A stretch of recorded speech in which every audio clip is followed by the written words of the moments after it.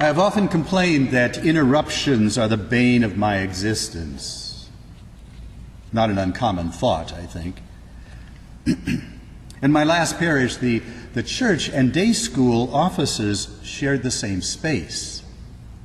As a result, it was the gathering place for a ceaseless stream of adults arriving for scheduled and unscheduled appointments, before and after meeting conclaves, and school children arriving with playground abrasions or to await the principal when disciplinary measures were required. In addition, the Ventura County Medical Center and the Hillmont Psychiatric Lockup across the street were the source of visitors with physical and mental struggles, housing issues, or just plain transportation complications. Some came to pray. Most came for assistance. Just try to craft a newsletter article or to write a report with the needy world looking right in your window.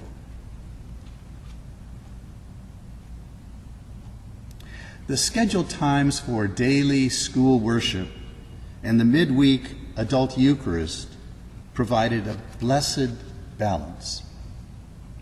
For there, amid the squirmy student body or the somewhat more self-controlled adults, a cruciform design appeared. The worship of God established the vertical axis.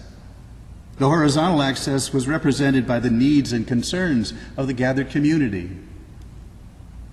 Each worshiper's love and praise for God was joined with their personal cares and concerns, physical ailments and spiritual hurts, as well as the joys and sorrows that accompany our collective social and working lives. 10 to 12 persons may attend a midweek healing service, but a vast interconnecting web of life is palpable. And just to look at your Sunday morning's bulletin requests for intercessory prayer is to tug at a corner of that vast web of each of our lives that we encounter daily. Though the community at worship includes many of the same people seen in the office, there is a significant difference. We bring our whole selves to worship, the lovely and the not so lovely about ourselves. We are capable and vulnerable. We are honest and guilty, proud and humble. It's kind of like an extended recitation of the Psalms. Of course, my personal struggle always was to unite the liturgy with the business of the office. Surely that's a struggle that everyone shares. For whether we are managing customers and vendors and budgets, or keeping house and raising children, or volunteering for the good of the community, or seeking a respite of a weary mind and body, a balance can be hard to achieve. Jesus experienced no end of interruptions. In Mark 4, Jesus set out to teach a crowd at the Galilee lakeshore about the kingdom of God.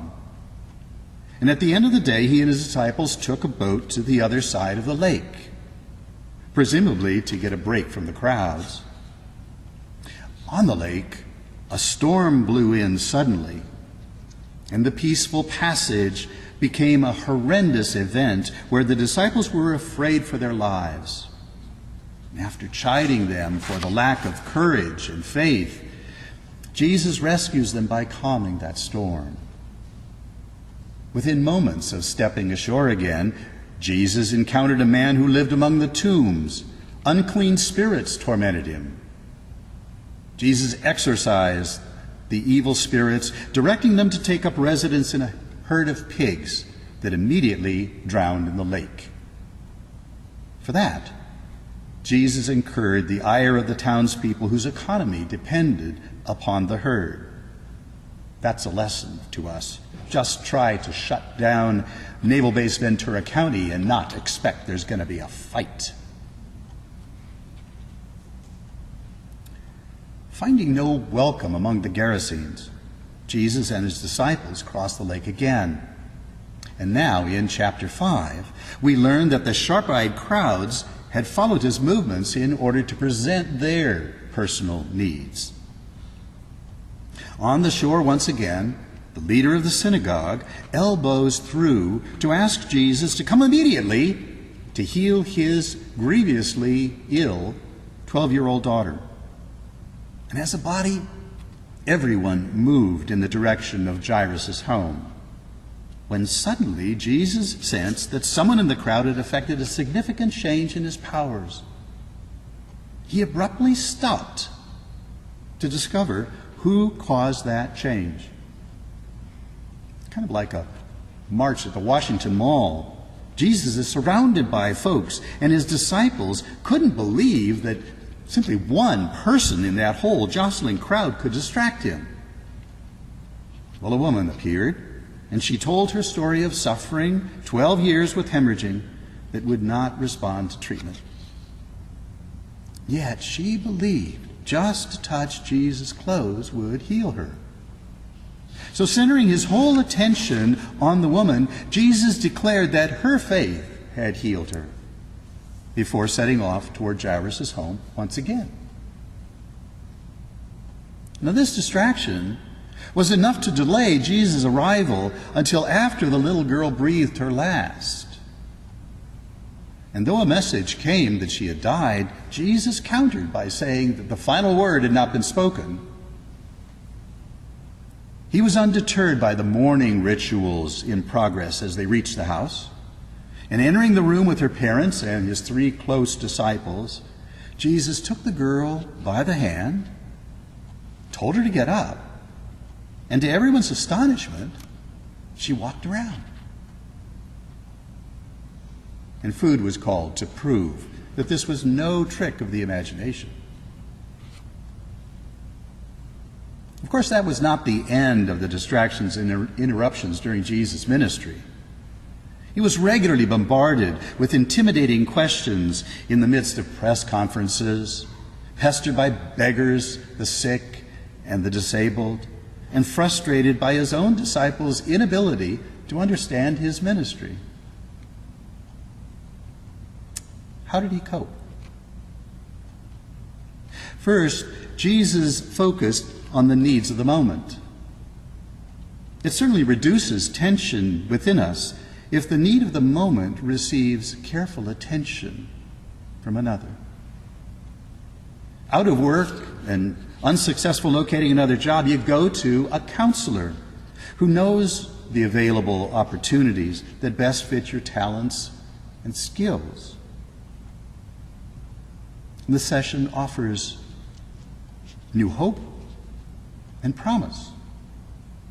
You feel you've been listened to, and you feel the opportunities are before you. Or a visitor who sits quietly with the dying and their grieving family, relieves anxiety and brings comfort and solace. The family's emotional energies are saved to address later the issues of family security and finance more peacefully. Centering on the presenting problem resolves so much that burdens the human heart.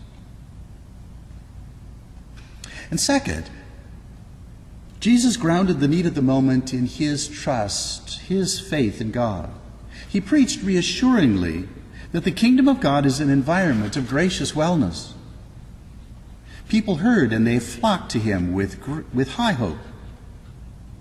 They may have come seeking relief from just one thing, like being cleansed of an evil spirit or being healed of a malady or disability. But real faith and wholeness involves even more. Jesus' attention always included the larger picture. A cleansing from a contagious disease also meant that a person could be reunited with family and restored to a productive place in community life.